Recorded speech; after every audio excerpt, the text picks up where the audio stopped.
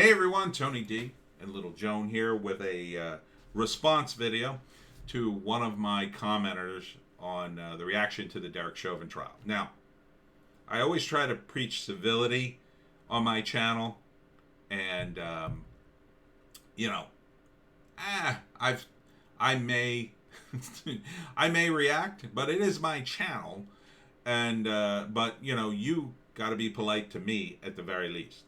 Sorry, that's the rule. So don't get bent out of shape. But also, too, you'll probably find this commenter underneath that video. Don't go after him. I'm not showing his name. I'm not interested in calling him out. I'm interested in having a discussion. And if I get a little hyperbolic, I apologize in advance. But I'm at heart a comedian, and I sometimes say flip things, and I think he's being very polite in presenting his comment. I have no problem with it. I'm not deleting it, but I'd like to respond to it in the interest of discussion and maybe finding some things out. I don't know. Probably not going to change any minds, but here you go. He writes, I used to be a fan of his show when it was about the beer virus stuff. Thank you. Which I was in agreement with. Now it's about radicalized propaganda and defending a racist cop who should be in jail. Well, first off, I'm not sure if you're saying I'm doing radicalized propaganda or you're saying I talk too much about radicalized propaganda because of the way you've written that. And I don't think my channel is about defending a racist cop who should be in jail. I don't think that at all. In fact, I wouldn't have done this video if you hadn't posted this. I feel like I need to respond because it's an interesting point, but it's the channel is screenplays and opinions on Rumble, and that's what it's about. It's opinions on politics and news and whatever. So defending a racist cop who should be in jail. Well, I haven't seen any evidence that Chauvin is racist. So if you have that, link it. I'd be interested in seeing it. The only time I ever heard of direct evidence in a case, there was direct evidence, and even this was, you could say it was just, well, maybe he just liked to collect World War II stuff, was Mark Furman in the OJ case. They found that he liked to collect World War II, bad guys from World War II stuff. I believe that was him. That certainly was evidence that maybe he had some views that weren't totally cool. But I haven't heard that in the Chauvin case. In the Eric Gardner case, if I'm remembering correctly again, that cop had a history of being fired from other police stations, and he had problems in the past, and then he got fired, and then for violence or whatever. So that to me is evidence that it was a whole profiling case in New Jersey. That's evidence if Chauvin was profiling people of certain races. None of that came out in the trial as far as I saw. I didn't follow it that closely, but I gotta imagine that would have been front page news for days if any of that came out, and that would have been a major thing in the trial. So where's that? Where's that? Did some of that come out and I miss it? I don't think I did. Continuing with his comment, and no matter what Floyd did in his past, he shouldn't be dead by a zealous racist cop. He should be booked and tried. Well, you say that. And again, zealous racist cop, not seeing the evidence. But setting that aside, no matter what Floyd did in his past, have you had a criminal or a drug addict in your family? Drug addicts, they make their problems everybody's problems. It's really a cry for help, right? So they've got this like pain inside that they dull with drugs, and then when people say, dude, get your life together. They're just like, oh, I can't get it together, man. I need my fix, man. And they just whine and they make excuses. So it is what it is. I mean, that's what drug addicts do. It seems that Floyd was a drug addict. He definitely had a criminal record, a pretty violent one. So you can't take Floyd at his word. Even his actions on the videotape, you can't take at his word. And if you watch the entirety of the arrest from the time they arrive and pull him out of the car to the end, it shows a different context. Because Floyd, first off, he's passed out in front in the SUV. He's in the driver's seat. He's passed out, which already is like, you're going to let the guy drive? You tell me, you're going to let a guy drive. You're a cop. You're going to let a guy drive who's passed out at the wheel of a massive SUV. You going to let him drive? You going to take responsibility? He T-bones someone and kills a bunch of kids? That'd be on you, wouldn't it? They certainly would have the record of your stop. Oh, you let him go? Yeah, well, I didn't want to hurt him. He T-boned a family and killed 3 kids. So, you tell me, was Floyd a danger? Yeah, if he was going to drive. And I don't think he was going to sleep there until he was sober. So, what are the cops supposed to do? Is he supposed to sit there all day and wait? Okay, we'll wait, and if he wakes up and drives away, we'll stop him immediately. Cops have things to do, right? They're constantly getting calls. It's Minneapolis. It's not, the middle of nowhere. It's a city. Crimes are constantly happening. If you lived in Minneapolis, short on cops, by the way, would you want one of the cops to spend his entire afternoon sitting there in case this guy, was messed up and drove? And then what if he drives perfectly fine and gets all the way home? Then you've wasted all that time. Is that what you want your tax dollars to do, to follow around drug addicts until something happens? Or do you want him to be proactive and say, well, this guy's obviously impaired, I got to take him in? That's probably what he said to himself. I mean, he was impaired. He was behind the wheel.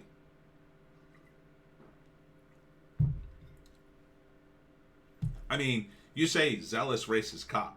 Are you under the impression that every white cop just drives around all day and says, ooh, how many black people can I kill today? That's just not true. Now, that doesn't mean some of them aren't racist. Some of them are. But, there are a lot of racist people in this world. They don't do anything. They think racist thoughts. Maybe they tell a racist joke, but they're not murderers. There's a line between racist and murderers. And if you're saying, well, everybody feels that he's a murderer, yeah, that's true, but is that how you want the justice system to work? Well, everybody feels that you're guilty, so off you go to the big house. There have been people who have been railroaded, many of them black, because everybody felt they were guilty. The evidence is supposed to prove your innocence or guilt. And yeah, lots of times people get railroaded by the cops. It's more so that cops are lazy and like everybody else. See, you have to understand about criminals. They do things again and again and again. Again, crime pays, and they get away with it constantly. Constantly. George Floyd probably committed hundreds of crimes. He only got caught for like 2 or 3. So, what happens, it probably wasn't the first time he tried to pass a fake 20 at a business. He probably did it all the time. Probably got away with it most of the time. Yeah, I got us some Twinkies. It's a big joke, and it's fun for the criminals. It's fun for them. They have a big laugh at your expense. But it's not fun for people who, you're the cashier that took that dead 20, and now your boss is like, "Why'd you take this 20? I'm gonna have to let you go. You're an idiot," or, you're gonna have to give me that 20. This is your fault, and that's part of your employment contract, which I think would be illegal, but I mean it could happen. Criminals do stuff over and over and over and over again. They commit 100 crimes and then get caught once. That's why they commit crimes. That's why criminals do what they do. It's easy. It's a shortcut. Okay? You don't believe me? Well, I don't know what to tell you. I mean, read about criminals. They commit tons of crime, but they get away with most of them. Most of them are just not reported. You can commit a crime and just intimidate the person you rob. People go, "Oh, okay, I won't, just leave me alone." So you say, well, he should be booked and tried. Yeah, he should. He shouldn't have died, but he did die. The question is, what did he die from? And the evidence at the trial suggests he died of a fentanyl overdose, not of being kneed on. Now, he also had a heart condition, and the stress wasn't doing him any favors, but if you watch the video, he was pretty stressed out before the cops even got there. So, racists have no regard for black people's life. Yeah. Some of them just, they're racist, but they just, I'm not defending racism. I mean, but there's different spectrums. I mean, there are guys who are in prison for killing people because of their race, and then there are just, at the other end, there's just guys who had a couple of racist thoughts. I mean, there's plenty of Democrats who are just racist. So, I mean, people say racist things all the time on TV. It's just certain races are okay to be racist against right now.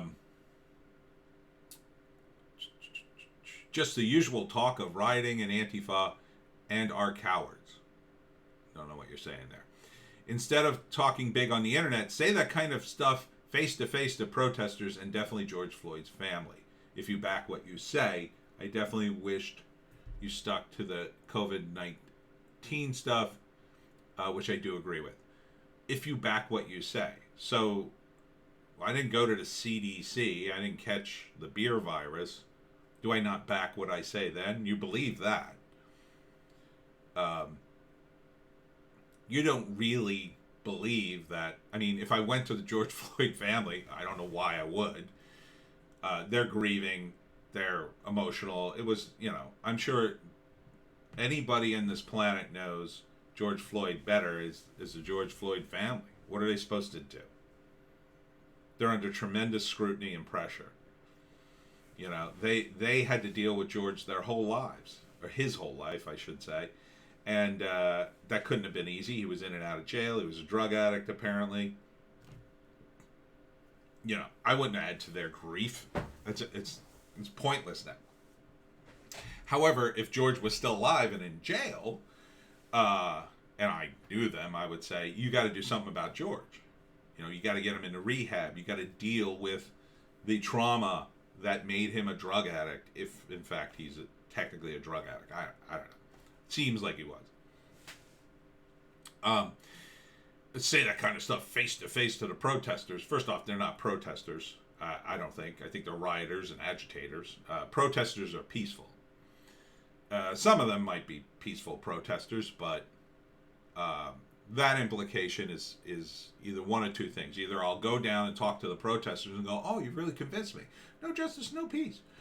Or I'll go down there and get my butt handed to me, and that'll be like, "Haha, you learned a lesson." No, that wouldn't solve anything. So if you back what you say, it really makes no sense. Again, I'm not a COVID doctor, so I don't sit here with beakers of the beer virus and go, it turned yellow, therefore everybody has an internet opinion. Go ahead, make internet channel if you want. I don't advise YouTube anymore for obvious reasons. But, this isn't really about race. I know it's emotionally charged and people have made it about race, but it's really about how the cops treat people. They have too much power, and I've said this many, many times. And we, as a people, expect the cops to do too much. Again, if you ran a deli back in the 70s and some guy passed a phony $20 bill and he was drunk in your store, you'd grab him by the arm, you'd throw him out onto the sidewalk and say, stay the hell out of here. Well, what would happen if you did that today? Well, 50 years later, you'd probably be sued. Somebody would get a video of it. Oh, look at this racist deli owner. He's throwing this poor man out. And all he was trying to do was buy a sandwich. That's part of the problem. Now, I'm not suggesting we go back to the 70s, but I think people should have the right in their own business to take action to a certain degree, right? And they don't really have that ability anymore. That's why they have security cameras. So they'll call the cops and then they'll show the cops and they expect the cops to do everything. They can't. People should be more autonomous. You should have I think if people had a little bit of worry that the store owner might come out and throw you out of the store physically, then maybe they'd be a little more nicer in his store, Maybe? I don't know.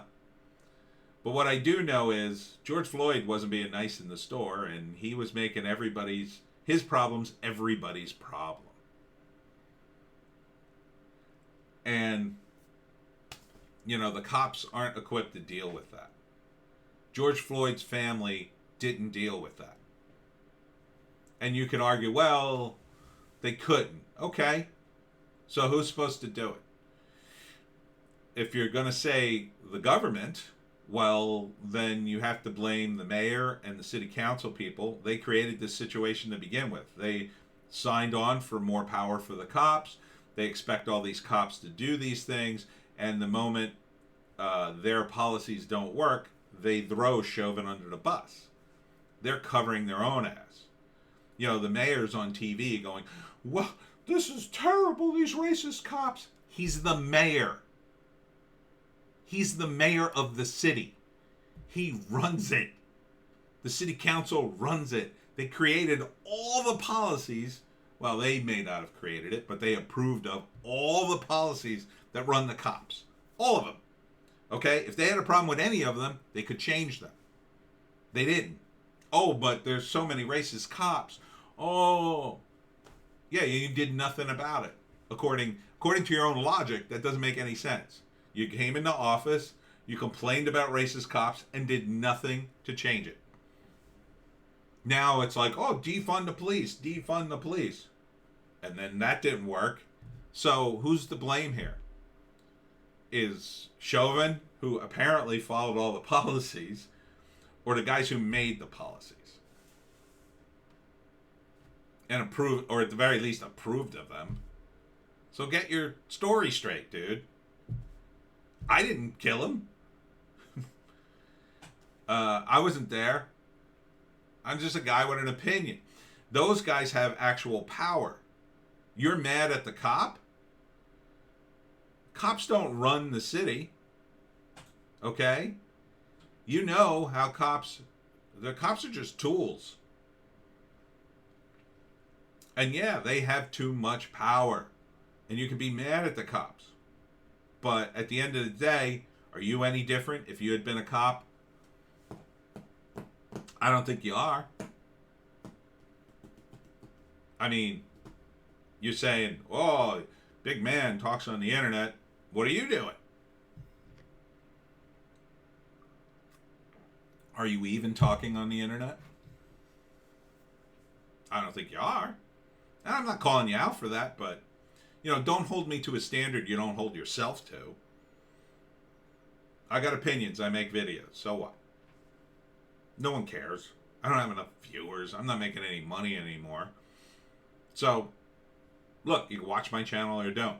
And by the way, you say you're a fan of my stuff when you agreed with me. Now that you don't agree with me, you're not going to be a fan of me. Look, I understand that impulse. I was just watching H.A. Goodman, who I'm kind of a fan of, and he's in total agreement with the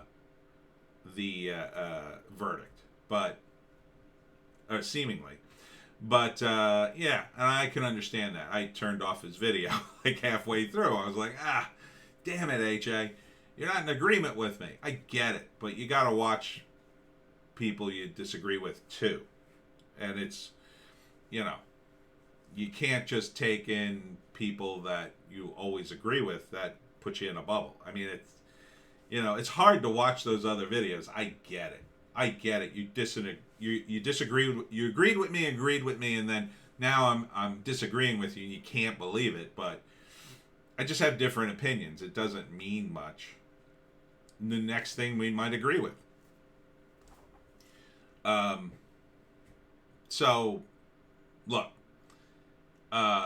this is all gonna be, in the rearview mirror in a few weeks, because already these rioters are looking for their next poster boy. It could be this girl in Ohio who stabbed a girl, but I think she's a really bad choice, or attempted to stab someone and then got shot by the cops. But there was this girl who was shot in a McDonald's drive-thru. No one's protesting about her. That's because I think it's not racial, and therefore the media is not picking it up. They don't care. The media ignores black-on-black crime. Just like they ignore white-on-white crime. It's not racial. So, who cares? This is a racial thing.